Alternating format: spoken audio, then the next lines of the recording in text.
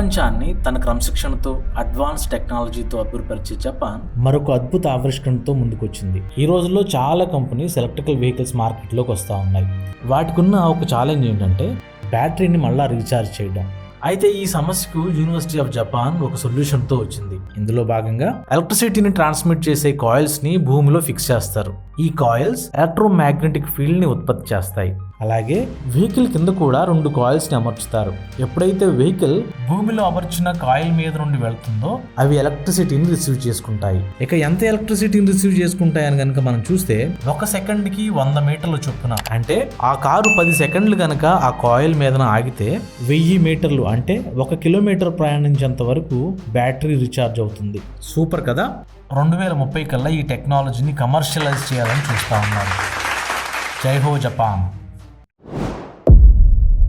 సృష్టి అంతట్లో చాలా అద్భుతమైనది, ఎంతో క్లిష్టమైనది ఏంటో చెప్పండి.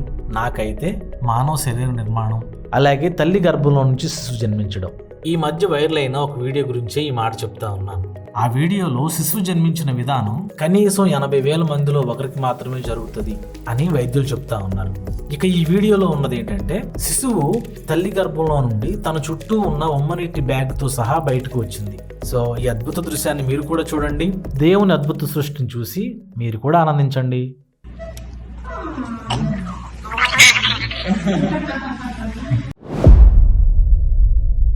ఇక భూగర్భంలో మంటలు సంభవించడం అసాధారణ విషయం ఏమీ కాదు.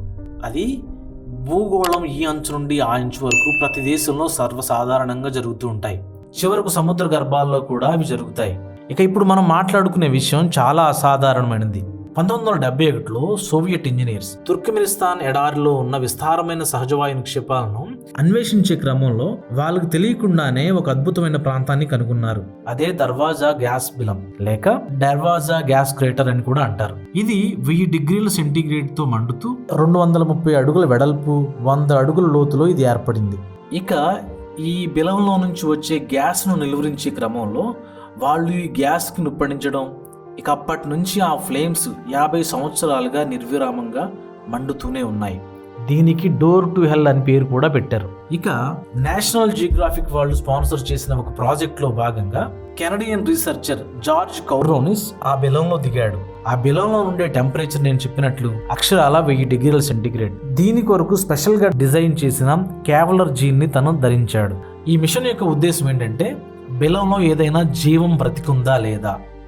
అక్కడ నుంచి తెచ్చిన శాండ్ శాంపిల్స్ను మైక్రోబయాలజిస్టులు పరిశీలించిన మీదట అందులో చాలా రకాల బ్యాక్టీరియా నివసిస్తుంది అని కనుగొన్నారు. అంటే అంతే వాతావరణ పరిస్థితులు ఉన్న గ్రహాలు మన సౌర కుటుంబంలో వెలుపల చాలా ఉన్నాయి. అంటే అక్కడ కూడా జీవితం ఉంటుందని వాళ్ళు వెల్లడిస్తూ ఉన్నారు. అంటే భవిష్యత్తులో మనం ఏలియన్స్ని చూసే అవకాశం ఉందన్నమాట. సూపర్. పోలియో పాలు గురించి ఎంతమందికి తెలుసు? చాలా మందికి తెలియదు అనుకుంటున్నాను. కానీ man with an iron lungs అంటే మీకు చాలా మందికి తెలుస్తుంది. అవునండి. Hello, my name is Paul Alexander, but they call me the man in the iron lung. 1952లో పాల్ అలెగ్జాండర్ అనే 6 సంవత్సరాల బాబు పోలియో బారిన పడ్డాడు.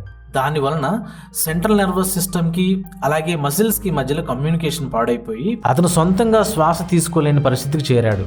దీని ప్రభావంతో నెక్కి కింద నుండి పాల్ శరీరం చచ్చిపడిపోయింది. దాంతో డాక్టర్స్ అతనికి 270 కేజీల బరువు ఉండే ఐరన్ లంగ్స్ని అమర్చారు. అప్పటి నుండి దానిలోనే అతను ఉంటున్నాడు. ఇప్పుడు అతని వయసు 78 సంవత్సరాలు. 2020 సంవత్సరంలో అతను గార్డియన్కి ఇచ్చిన ఇంటర్వ్యూలో మోడర్న్ మెషిన్లోనికి అమర్చాలని డాక్టర్స్ అనుకున్నారు, కానీ అతను దాన్ని ఒప్పుకోలేదని చెప్పాడు. Guinness book of world records అతన్ని ఐరన్ లంగ్స్తో ఎక్కువ కాలం ఉన్న పేషెంట్గా గుర్తించింది. అలాగే తను పోలియో అవగాహన కూడా కల్పిస్తున్నాడు. విశేషం ఏంటంటే ఈ ఐరన్ లంగ్ బెడ్ నుంచే తను 10th క్లాస్ అలాగే లా గ్రాడ్యుయేషన్ కూడా పూర్తి చేశాడు. చాలా సంవత్సరాలు ప్రాక్టీస్ కూడా చేశాడు. అలాగే అతను 3 minutes for a dog అనే పుస్తకాన్ని కూడా రాశాడు. దాంట్లో ఈ ఐరన్ లంగ్స్ తో తన జీవితం ఎలా సాగుతుంది, ఎలా ప్రారంభమైంది, ఎలా కొనసాగింది అనే విషయాలని దాంట్లో చర్చించాడు. అతని పోరాటాన్ని మనం ఎంతైనా ప్రశంసించవచ్చు. ఏమంటారు? హాయ్, ఎయిర్ క్రాఫ్ట్ అంటే మీకేం గుర్తొస్తుందండి? పెద్ద రన్వే, ఫ్యూయల్ ఫిల్లింగ్, పెద్ద పెద్ద సిస్టమ్స్, రైట్? సో ఒకవేళ ఎయిర్ క్రాఫ్ట్ కనుక ఉన్న చోట నుంచే గాల్లోకి లెగిస్తే ఎలా ఉంటుంది? హెలికాప్టర్కి ఇది సాధ్యమే, కానీ ఒక ఎయిర్ క్రాఫ్ట్ అది చిన్నదైనా పెద్దదైనా దానికి చాలా పెద్ద రన్వే అనేది తప్పనిసరి. కానీ ఈ బ్యారియర్స్ని బ్రేక్ చేస్తూ electric vertical take off and landing air craft ని జర్మన్ ఏవియేషన్ సంస్థ లిలియం డెవలప్ చేసింది. ఇందులో 4 ప్యాసింజర్ సీట్ అలాగే 6 ప్యాసింజర్ సీట్స్ తో 2 డిజైన్స్ ని తీసుకొచ్చింది. దీని ప్రత్యేకతలు ఏంటంటే 0 ఎమిషన్, అట్లాగే వర్టికల్ టేక్ ఆఫ్, అలాగే వర్టికల్ ల్యాండింగ్ జెట్ అన్నమాట. 2026 కల్లా దీన్ని మార్కెట్లోకి తీసుకొస్తున్నారు. ఒకవేళ ఇది సక్సెస్ అయితే మన స్టార్ సెట్లలో కూడా వీటిని మనం చూడొచ్చు. ఇవ్వండి ఈ వారం ముచ్చట్లు. మళ్ళీ మరొక వీడియోతో మళ్ళీ ఒకసారి కలుద్దాం. Bye bye.